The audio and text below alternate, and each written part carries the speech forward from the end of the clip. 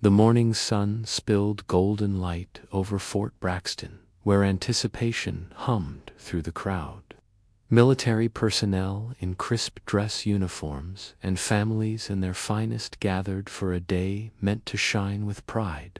Colonel Austin Rivers was about to become Brigadier General, a career-defining moment forged through years of grit and sacrifice. But just as the ceremony's excitement pulsed through the Carolina air, two gate officers decided one woman didn't belong. No paperwork, no entry, they barked, thinking it was that simple.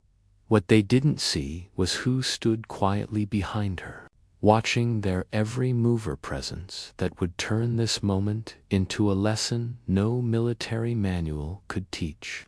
Some mistakes burn brighter than others, especially under the wrong eyes. What would you have done in their shoes? Madison Rivers, still catching her breath after car trouble nearly derailed her morning, had slipped through the gate without her invitation. The guards knew her phaser, familiar one on base-end, let her pass. Now, seated in the family section, she watched her husband prepare for his moment. The silver dog tag necklace from her combat medic days glinting against her collarbone, a quiet reminder of her own service. Which city of the United States are you watching from? Drop a comment and share with us if you have any confrontation with the HOA. Will narrate your story on our channel. Remembered the desert heat, the sound of mortar shells, and the cries of the wounded. That necklace wasn't just a memento. It was a promise she made to never forget those she'd brought home alive, or those she hadn't. This chain, made from the tags of 8 soldiers she had saved in Afghanistan, would prove to be more significant than she could have imagined. As the ceremony began, officers Blake, Carter, and Troy Mason arrived for their security sweep of the venue. Blake's, son of the local police chief, carried himself with obvious arrogance, while Troy, newer to the force, still wrestled with doing what was right versus following his partner's lead. Today, they had been assigned the duty of ensuring no unauthorized personnel had slipped into the promotion ceremony, a responsibility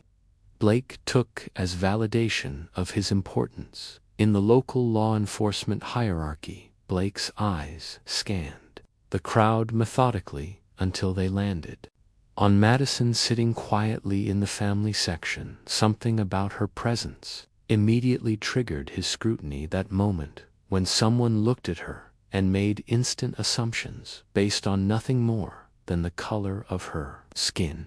He approached her seat with Troy following reluctantly behind. "Ma'am," Blake said, his voice carrying an edge of authority, "I'm going to need to see your invitation and identification. We're conducting a security verification." Madison looked up, surprised by the interruption during her husband's moment of triumph. "Good morning, officers," she said politely, maintaining the respectful tone she had learned during her own military service. "I'm Madison Rivers, Colonel Rivers. I'm sorry, but I forgot my invitation at home due to car trouble this morning."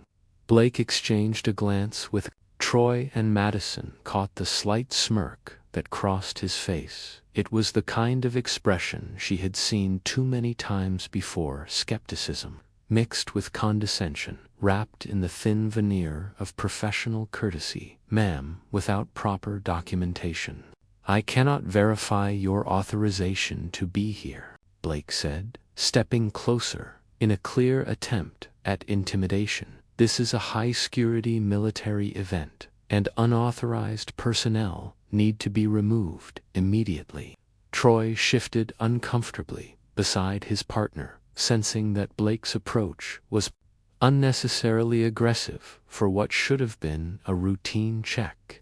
The ceremony continued around them, but Blake's voice was beginning to draw attention from nearby families from across the venue. 8 Men in dress military uniforms watched the scene unfolding with growing concern. Jake Morrison, the leader of this group, adjusted his position to get a better view of the woman being confronted by the local police. Then the morning sun hit the silver chain around her neck, and more breath caught in his throat. He recognized that necklace. It was made from the dog tags of 8 soldiers, men who owed their lives to a combat medic who had crawled through enemy fire to save them in Afghanistan 8 years ago. That's Doc Rivers, Morrison whispered to his team members, using the nickname they had given Madison during those terrible days in the desert. Mike Davis, one of the other veterans, squinted across the crowd and nodded in recognition.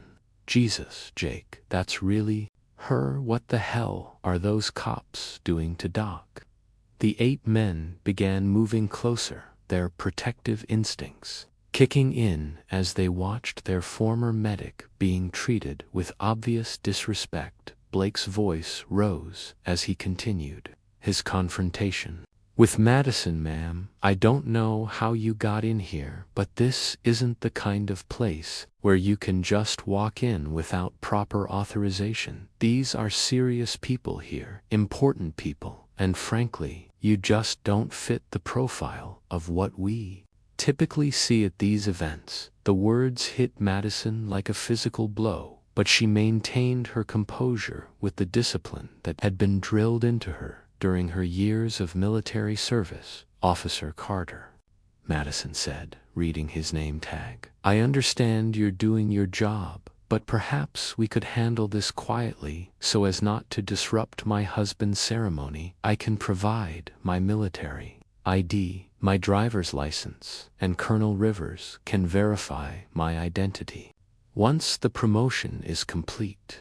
But Blake was beyond reason now, his prejudice and arrogance combining into a toxic mixture that would soon destroy his career. Ma'am, you need to come with me now, Blake declared loudly enough for the surrounding families to hear. You're being removed from this ceremony for unauthorized entry. As he reached for Madison's arm to escort her out, the silver necklace around her neck seemed to grow heavier with each passing moment, as if the spirits of the men she had saved were preparing to return the favor in ways that Blake Carter could never have anticipated. Madison took a deep breath, drawing on the patience she had learned during her medical training and combat deployments. She understood that making a scene would only make things worse, especially during Austin's moment of triumph. Officer Carter, she said quietly, I'm asking you to please lower your voice. This is my husband's promotion ceremony, and I don't want to cause a disturbance. Blake's expression hardened at what he perceived as a challenge to his authority in his mind. This woman was trying to manipulate him, using what he assumed were fabricated connections to avoid being removed from an event where she clearly didn't belong. Ma'am, I don't care what you claim your relationship is. Without proper documentation, you're trespassing, and I'm removing you from the premises immediately. Troy watched his partner with growing unease, recognizing the dangerous tone that Blake adopted when he felt his authority was being questioned. I've seen this side of Blake before, but never this bad, he thought to himself. Blake, Troy murmured, one call settles this. Let's just confirm it quietly and move on. Blake whirled on his partner with fury in his eyes. Officer Mason, are you questioning my judgment? Are you suggesting that I don't know how to handle a basic security situation? The venom in Blake's voice made Troy step back, and Madison watched the younger officer's face fall as he realized he was being publicly humiliated for trying to do the right thing. Madison felt a surge of sympathy for Troy, recognizing in him the kind of good-hearted person who had simply fallen under the influence of someone toxic. Officer Mason, she said gently, Thank you for trying to help. I appreciate that you're willing to look for solutions." This acknowledgement of Troy's attempt at kindness only served to infuriate Blake further. In his twisted perspective, Madison was now trying to turn his partner against him, further proof that she was manipulative and dangerous. "Don't you dare try to drive a wedge between me and my partner," Blake snarled, grabbing Madison's arm firmly. "You're coming with me right now?"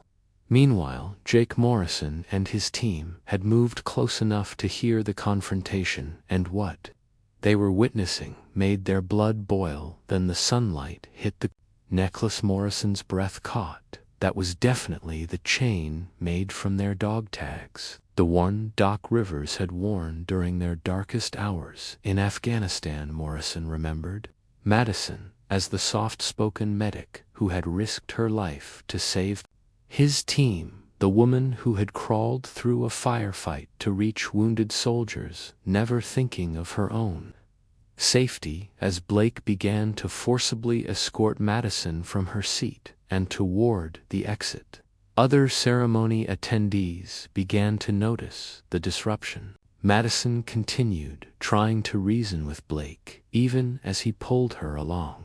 "Officer Carter, you're making a mistake. Please, just let me sit here quietly until the ceremony is over, and then we can resolve this properly." Blake clenched his jaw, his prejudice boiling over as he marched Madison toward the exit, in full view of the military families. "Ma'am, I've been more than patient, but you need to understand that this event has standards. People here have earned their place through proper channels and appropriate backgrounds." The implications of his words were clear to everyone watching. He was removing her based on nothing more than the color of her skin. "That's enough," Morrison said, stepping directly into Blake's path as he attempted to escort Madison out of the venue. His voice carried the quiet authority of someone accustomed to command, and Blake stopped short as he found himself facing a tall, powerfully built man in full military dress uniform. Behind Morrison, 7 other men in identical uniforms had formed a loose line there, bearing unmistakably that of combat veterans. "Back and allow me to remove this unauthorized individual from the premises," Morrison continued to block Blake's path, close enough now to see Madison, clearly close enough to confirm what he had suspected from across the venue. "Doc Rivers," Morrison said quietly, his voice filled with a mixture of disbelief and growing anger. Madison looked up at the sound of the familiar nickname, and her eyes widened as she recognized the face of Jake Morrison, the sergeant she had pulled from a burning vehicle 8 years ago in Afghanistan. "Jake, my God, is that really you?" Madison felt time collapse, that voice, that name in a single breath. She was back in the dunes of Kandahar, kneeling over Morrison's torn vest, hands slick with blood. For a split second, she forgot the ceremony, the uniforms, the humiliation of being dragged out like a criminal. Just Doc Rivers and her boys, and the life they had clawed back together from the jaws of death.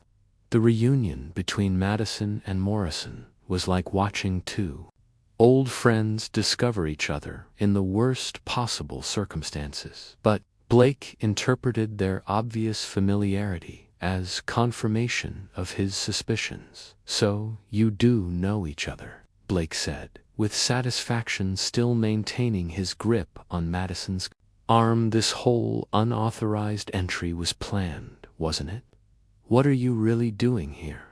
Morrison's patience, already stretched thin, finally snapped. He turned to Blake with the kind of cold fury that made enemy combatants reconsider their life choices. "Officer, do you have any idea who you're dragging out of here?" As Morrison and his team formed a protective circle around Madison and Blake called for backup on his radio, Madison realized that the situation was spiraling beyond anyone's control, and that the reckoning Blake had brought upon himself was about to arrive with the force of a hurricane.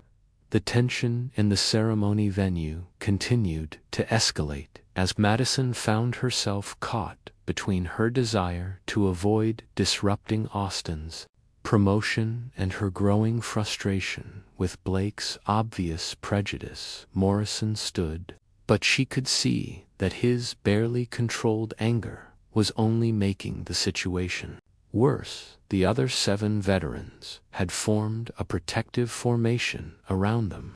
His forced escort of Madison from the venue, his radio crackling with confirmations from other officers who were en route to assist. "You think combat medals let you skip rules? Not on my watch," Blake snapped louder, now his voice carrying across the ceremony and causing more families to turn and stare. "Nobody gets." Austin Rivers, still waiting at the podium to receive his promotion, noticed the commotion in the family section. His face darkened as he realized his wife was at the center of some kind of confrontation.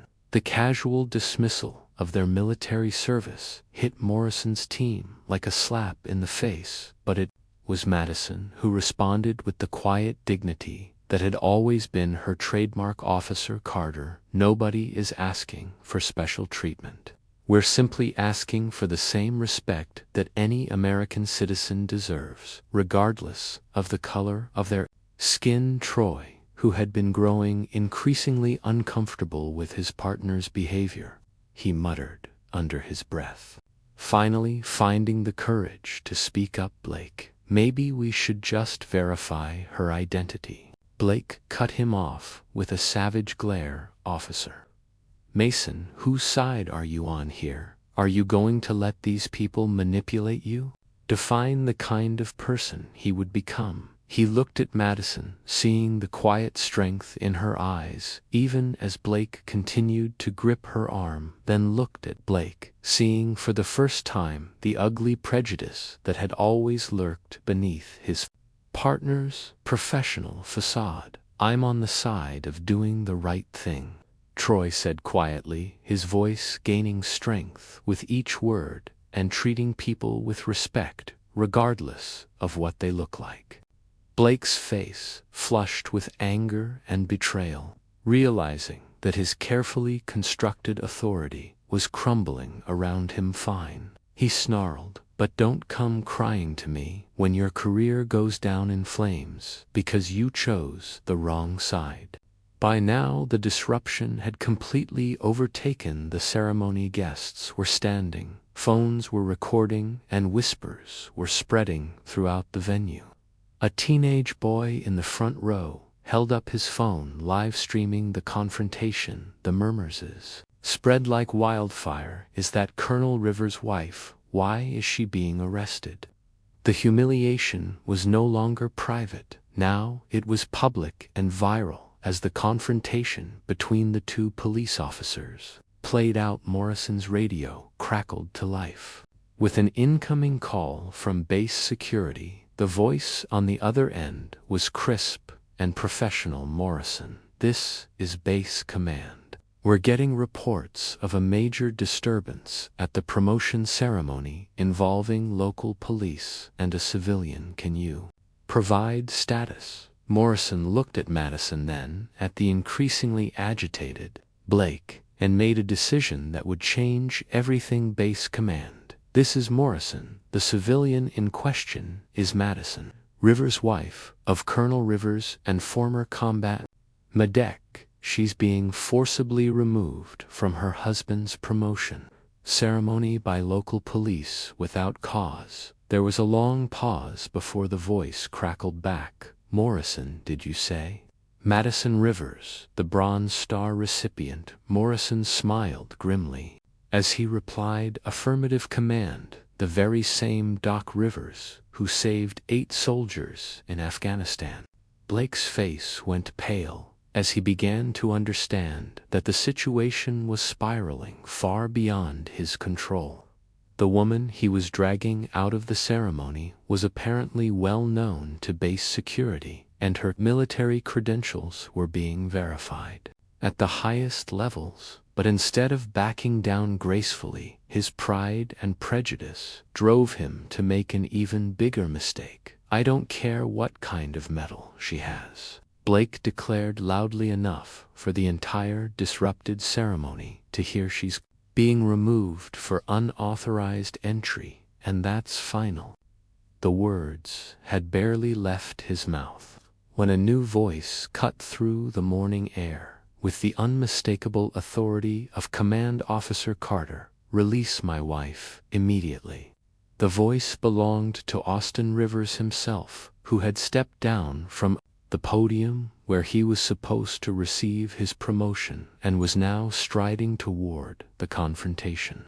He was still in his colonel's uniform, his promotion to brigadier general interrupted by this ugly incident behind him. Several other high officers followed, their faces grim with concern and anger. Blake's mouth opened and closed like a fish out of water as he tried to process the arrival of the man whose wife he had been dragging out of the ceremony. Madison felt a mixture of relief and embarrassment as she saw Austin approaching, relief that this nightmare might finally be over, but devastation that his moment of triumph was being completely overshadowed by this ugly incident. As Austin reached them and took in the full scope of what had been happening, his wife being physically removed from his own promotion, backup arrived in the form of officers Rebecca Hall and Jim Torres from the local police station, their patrol cars pulling up outside the ceremony venue with lights flashing as if responding to a major emergency. Blake had painted the situation as a potential security threat involving hostile veterans, conveniently omitting the details of how the confrontation had actually started. As the two officers rushed into the disrupted ceremony, Blake felt a surge of confidence, believing that additional law enforcement presence would allow him to regain control of the situation. "Blake, what's the situation here?"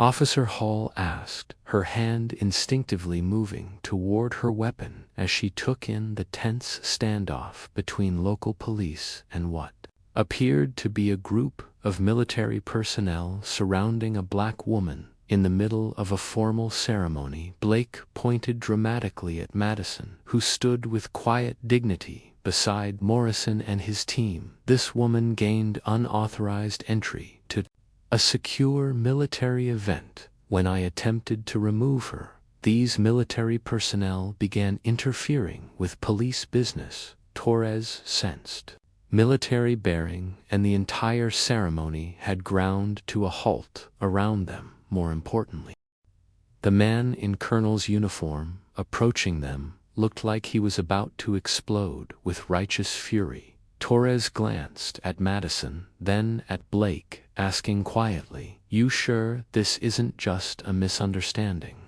Before Madison could respond, Austin stepped forward, his colonel's uniform and bearing commanding immediate attention from the arriving officers. "I can clear this up very quickly. This is my wife, Madison Rivers, and she was attending my promotion ceremony until your colleague decided to drag her out of it." Hall's eyes widened as she recognized the rank insignia on Austin's uniform and realized they were now dealing with the officer who was supposed to be receiving his promotion to brigadier general. Blake's hand gripped his radio tighter, sweat beading on his forehead, his eyes darting between Austin and Madison as his world began to collapse. Instead of backing down gracefully, his desperation drove him to make the statement that would seal his fate. "Sir, with all due respect, she had no documentation to prove her identity. Anyone can claim to be anyone, and security protocols exist for a reason." The words hung in the air like a challenge, and Madison watched as her husband's expression darkened with barely controlled fury. "Are you accusing a colonel of fraud about his own wife at his own promotion ceremony?" Austin said in the deadly quiet voice that his soldiers had learned to fear.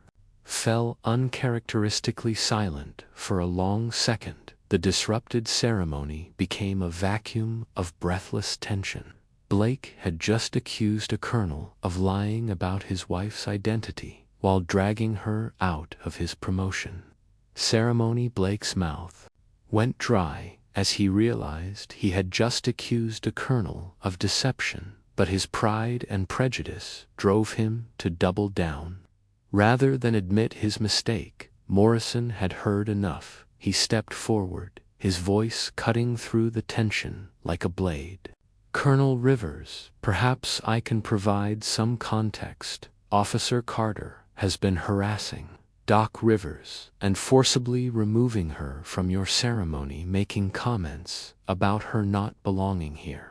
Austin's jaw tightened as he processed this information, understanding immediately the racial implications of Blake's behavior. Torres and Hall exchanged worried glances, beginning to understand that their colleague had gotten himself into serious trouble. Hall approached Blake with growing concern. "Blake, tell me you didn't make this about race," she said quietly, hoping against hope that the situation wasn't as bad as it appeared. Blake's defensive response told her everything she needed to know. "This has nothing to do with race. This is about security and following proper protocols." But even as he spoke the words, everyone present could hear the hollow ring of someone protesting too much. Madison had remained composed throughout most of the confrontation, but now she stepped forward with the quiet authority that had made her such an effective combat medic. "Officer Carter," she said, her voice carrying across the disrupted ceremony with crystal clarity. "When you said I didn't fit the profile of people who typically attend these events, what exactly did you mean?" The question was delivered without anger or accusation, but it cut straight to the heart of Blake's prejudice, exposing it for everyone to see. Blake's face flushed red as he realized he was being forced to either admit his bias or lie in front of multiple witnesses, including a colonel and his own fellow officers. Morrison's radio crackled again with another call from base security. "Morrison, this is command. We've got Colonel Martinez en route to your location. ETA 3 minutes. Seal his fate. If you don't back off, I'll start making arrests," he declared, his voice rising with desperation and anger. The threat hung in the air like a thunderclap, and Madison watched as 8 veterans, 1 colonel, and 2 experienced police officers all stared at Blake with a mixture of disbelief and pity. He had just threatened to arrest a Bronze Star recipient, her husband, the colonel, awaiting promotion, and 8 decorated veterans, all because his pride wouldn't allow him to admit that he had been wrong from the very beginning. Colonel Martinez arrived at the ceremony venue with the kind of military precision that left no doubt about the seriousness of the situation. The base commander stepped out of his vehicle, accompanied by 2 military police officers and the base's legal affairs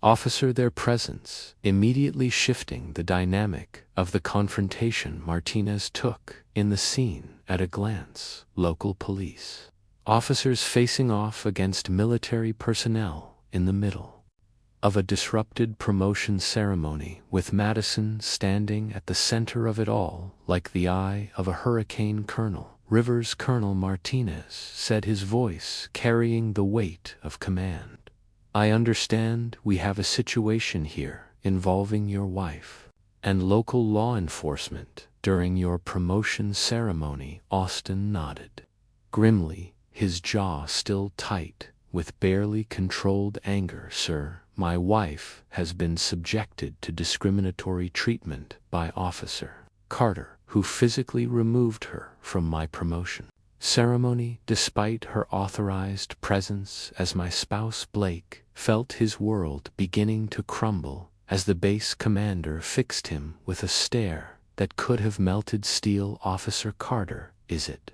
Martinez said, his tone deceptively calm. "Perhaps you could explain to me exactly why you felt it necessary to disrupt a military promotion ceremony to remove the honor's wife." Blake tried to maintain his composure, but his voice cracked slightly as he attempted to justify his actions to someone who clearly outranked everyone present. "Sir, the woman was present without proper documentation.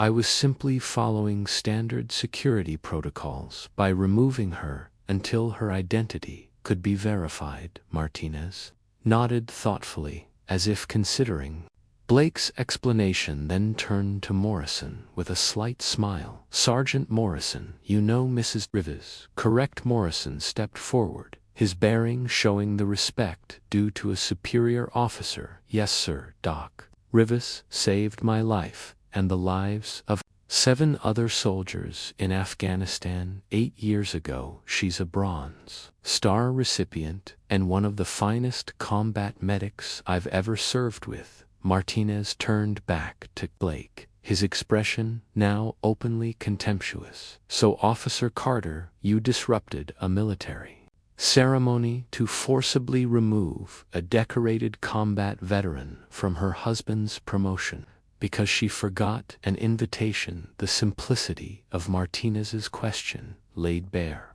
"Chose to dig his hole even deeper, sir. With all due respect, I couldn't have known about her military service. She didn't present herself as a veteran, and I was just doing my job." Madison finally spoke up, her voice carrying the quiet authority that had served her well during her years of military service. "Officer Carter, at what point during your removal of me from the ceremony did I have the opportunity to present myself as anything you made your assumptions about me within the first 30 seconds of our interaction?" Before I had said more than a few words, she paused, letting the truth of her statement sink in before delivering her final blow. "And I've spent 30 years proving men like you wrong, one battle at a time." The truth of her statement was undeniable, and Blake's face flushed as he realized that his own words were being used against him. Torres, who had been watching the exchange with growing unease, decided to step forward. "Blake, just tell the truth. What exactly did you say to Mrs. Rivers?" Blake shot his colleague a look of pure betrayal, but Torres stood his ground. "The truth, Blake. Everyone deserves that much under pressure from multiple directions."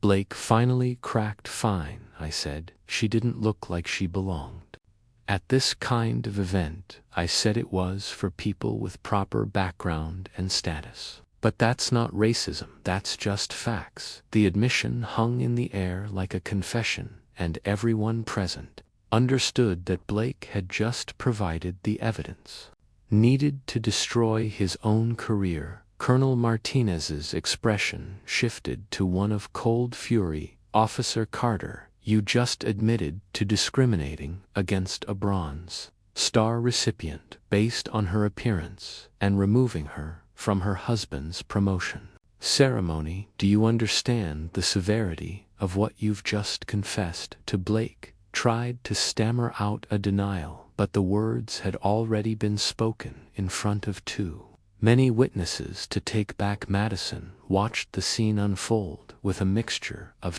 sadness and satisfaction. She took no pleasure in watching someone destroy their own life, but she knew that Blake's behavior couldn't go unchallenged. Too many other families would face similar discrimination if people like Blake were allowed to act on their prejudices without consequences. Austin placed a protective arm around his wife's shoulders as Martinez continued his methodical dismantling of Blake's position. Mrs. Rivers. The colonel said, "I want to formally apologize on behalf of this installation for the treatment you've received today. Your service to this country and your sacrifice deserve better than this." Morrison and his team stood at attention as Martinez spoke their solidarity with Madison, clear to everyone present. These were men who had seen combat, who had faced life and death situations, and they understood the value of the woman who had risked everything to save their lives. Watching her be disrespected and physically removed from her husband's ceremony by someone who had probably never faced real danger was almost more than they could bear. Hall and Torres moved away from Blake, their body language making it clear that they were distancing themselves from their colleagues' actions. Hall approached Madison with obvious regret. "Ma'am, I want you to know that Officer Carter's behavior doesn't represent the values of our department. What he did was wrong, and there will be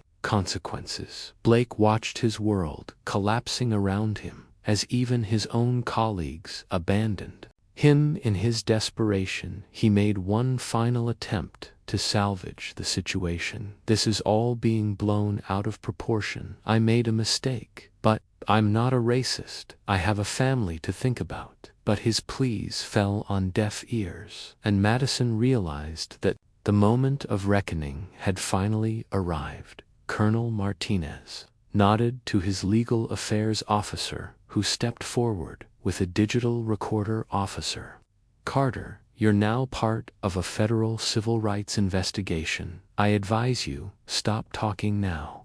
As the implications of Martinez's words sank in, Blake finally understood that his actions had consequences far beyond anything he had imagined, and that the woman he had tried to humiliate was about to teach him the most expensive lesson of his life. The investigation that followed Blake's admission moved with the swift efficiency of military justice combined with federal civil rights law. Within hours of the incident at the ceremony, FBI agents were interviewing witnesses, recording statements, and building a case that would ultimately change not just Blake's life, but the policies and procedures of both the local police department and the military base itself. Madison found herself at the center of a media storm that she had never wanted, but felt obligated to navigate with the same grace and dignity she had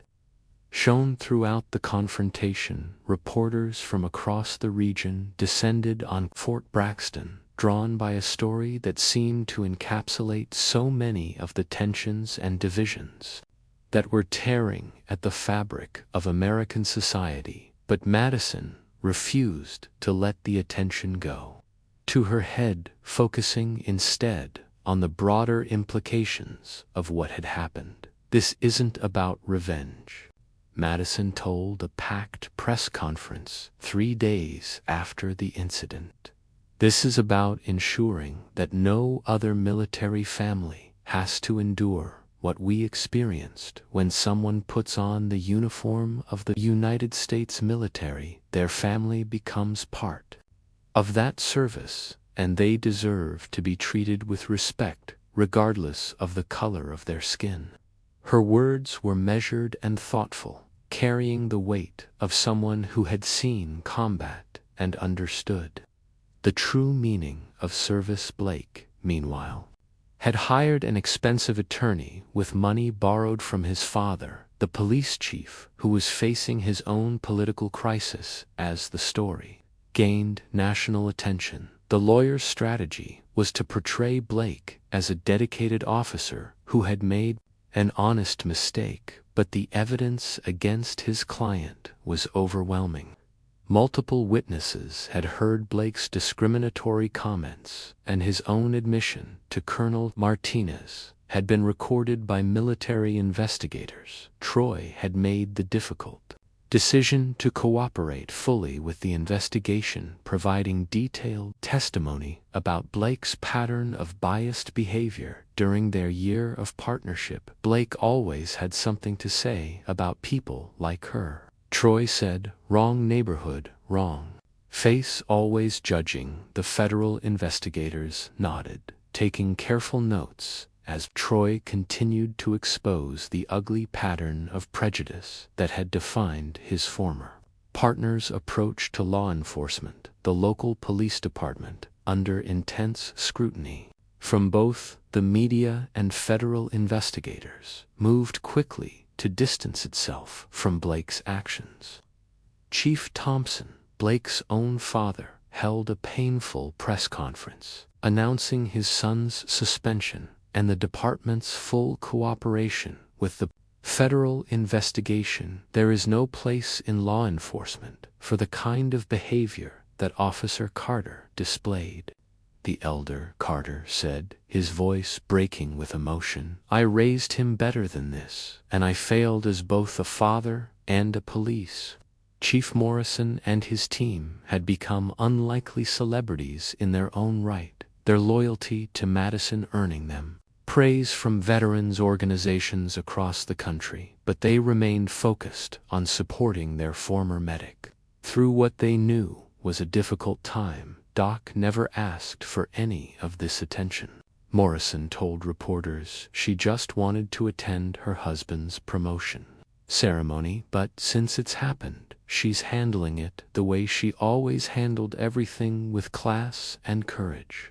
The federal prosecution moved forward with remarkable speed, driven by the clear evidence of civil rights violations and the high-profile nature of the case. Blake was indicted on multiple charges, including deprivation of rights under color of law, a federal crime that carried serious prison time. His attorney tried to negotiate a plea bargain, but the prosecutors were determined to send a message that discrimination against military families would not be tolerated. Madison struggled with the decision of whether to support the maximum prosecution or show mercy to a man whose life was already in ruins. She spent hours talking with Austin, with Morrison and his team, and with her own conscience, trying to find the right balance between justice and compassion. "I keep thinking about his children," she told Austin one evening as they sat on their back porch, watching the sunset. "They didn't choose to have a father who acts on his prejudices." Part of her wanted to scream that he should rot, that one act of remorse couldn't erase the humiliation, the assumptions, the disbelief that someone like her belonged. But then she remembered the boy holding a flag in the front row, his small hand gripping it like truth, and she thought, if this doesn't change him, maybe it'll change his son. Austin took his wife's hand, marveling once again at her capacity for forgiveness, even in the face of injustice. "You know what I think?" he said quietly. "I think those children need to see that there are consequences for treating people the way their father treated you. Maybe that's the only way they learn to be better than he was."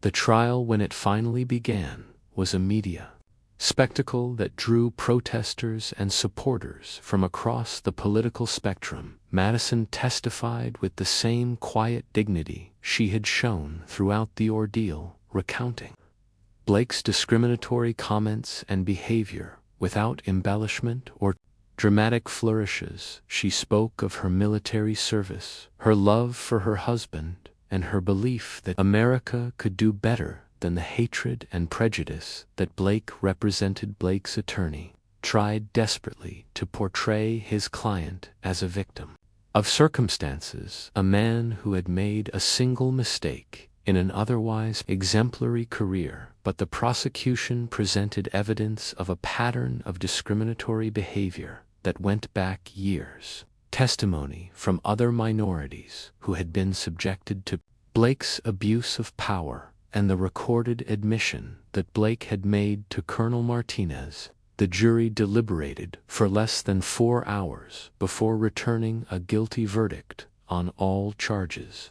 Blake was sentenced to 18 months in federal prison, 3 years of probation and mandatory participation in sensitivity training and community service focused on civil rights education. As the judge read the sentence, Blake broke down completely, finally understanding the full weight of what his prejudice had cost him. Madison watched from the gallery as Blake was led away in handcuffs, feeling no joy in his downfall, but satisfied that justice had been served. She thought about the other families who might now be spared similar treatment, about the message that had been sent to anyone who might consider acting on their own prejudices.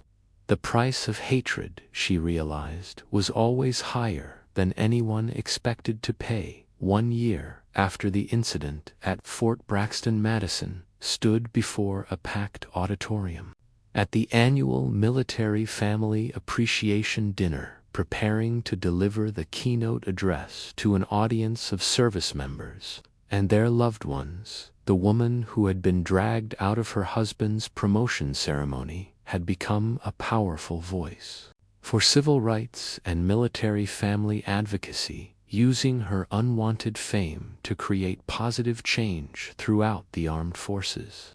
A year ago, Madison began her voice, carrying clearly through the hushed auditorium. I was forcibly removed from my husband's promotion to brigadier general because 2 police officers decided I didn't look like I belonged at a military ceremony today.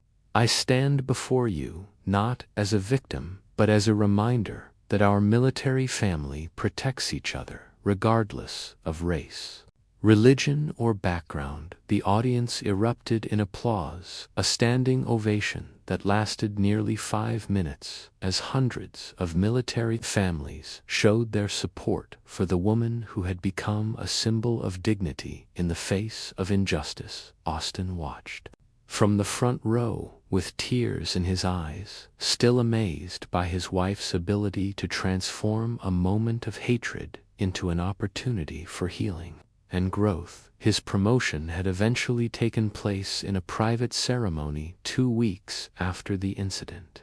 But he knew that Madison's courage had overshadowed any personal achievement. Beside him sat Morrison and his 7 teammates, now working as civilian contractors but still bound together by their shared experience of combat and their enduring loyalty to the woman who had saved their lives. They had become Madison's unofficial security detail, attending her speaking engagements and ensuring that she never again faced discrimination.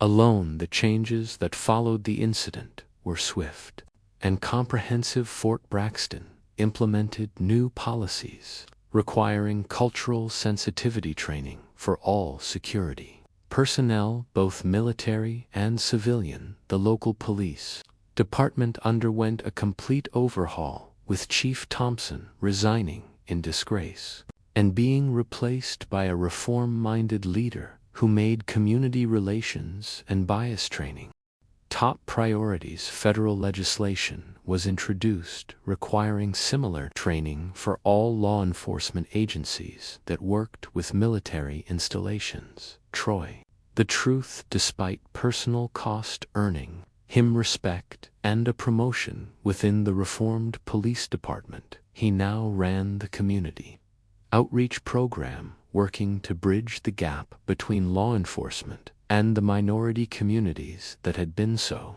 badly served by officers like Blake. Mrs. Rivers showed me what real courage looks like, Troy told community groups during his presentations. She could have stayed silent to avoid trouble, but she stood up for what was right, and that changed everything. Blake's story took a different trajectory entirely. Prison had been a harsh education for a man accustomed to authority and respect, and the mandatory destroyed his life. He now worked at a community center in a predominantly minority neighborhood, earning minimum wage and trying to rebuild his relationship with his children. I destroyed my own life because I couldn't see past the color of someone's skin, Blake told the camera during a documentary about the incident that aired on the anniversary of Madison's testimony. Mrs. Rivers saved 8 soldiers in Afghanistan, earned a Bronze Star for valor, and supported her husband through 20 years of military service. But all I saw was a black woman, and I decided she didn't belong. I was wrong about everything, and I'll spend the rest of my life trying to make up for that. Madison had mixed feelings about Blake's apparent transformation, remembering too well the pain of that day at the ceremony to easily forgive, but she also understood that redemption was possible for anyone willing to do the hard work of changing their heart. I hope he means what he says, she told a reporter who asked about Blake's apology. Not for my sake, but for his children's sake. They deserve a father who sees the humanity in everyone.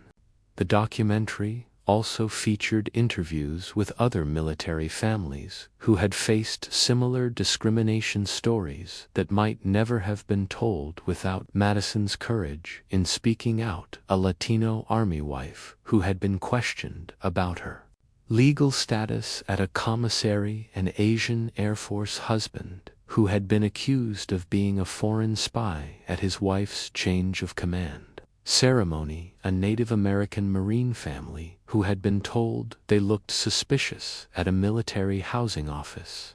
Madison's story gave us permission to tell our own stories, said Maria Gonzalez, whose husband was stationed at Fort Hood for too long. We've stayed quiet about these incidents because we didn't want to cause trouble for our spouses' careers, but Madison showed us that silence just lets the problem continue. The 8 veterans who had rallied to Madison's defense that day had become advocates in their own right, using their status as decorated soldiers to speak out against discrimination in all its forms. Morrison had started a nonprofit organization dedicated to supporting military families facing civil rights violations, while the others worked with veterans groups to educate their communities about the contributions of minority service. Explained to a gathering of veteran organizations, but what she did that day at Fort Braxton was just as important. She showed us that the fight for freedom doesn't end when you come home from deployment. Sometimes the most important battles are fought right here against the prejudice and hatred that divide us. Austin's own career had continued to flourish. His principles stand in support of his wife earning Pentagon assignment, but more importantly, he had become a vocal advocate for military family rights and had worked tirelessly to ensure that the reforms. Her speech at the Military Family Appreciation Dinner, she looked out at an audience that included families of every race, religion, and background, all united by their shared commitment to serving their country. We are not perfect, she said, her voice strong and clear. We still have work to do, battles to fight, hearts and minds to change, but we are stronger when we stand together. When we refuse to let hatred divide us, when we remember that every person wearing our nation's uniform and every family member who supports them deserves our respect and protection. Applause thundered through the room, unending, like the echo of a truth long overdue. In the end, Blake Carter had given Madison something he never intended: a platform to speak for justice and the opportunity to transform a moment of hatred into a movement for hope. As the evening drew to a close and Madison accepted congratulations from countless on the strange turns that life could take, a forgotten invitation and a broken-down car had led to her being physically removed from her husband's promotion. The strength of the community that surrounded her and given her a voice. She never knew she possessed the 8 commandos who had taken action that day at her become the leader she was always meant to be. In the weeks that followed, military families began posting photos with the caption, "I belong here." Some wore dog tag pendants, some quoted her speech, but all of them carried the same message: you don't have to look a certain way to serve with honor. The movement had taken on a life of its own, spreading across social media and military communities worldwide, a testament to the power of one woman's courage to stand up for what was right, and the ripple effects that such courage could have on an entire nation. Madison. She was dragged out as a victim of prejudice, but emerged as a leader who changed military culture forever. Anne Blake Carter. Higher than the cost of doing what's right. Thanks you for hanging out today. Don't forget to binge a few more. Trust us, you'll be hooked.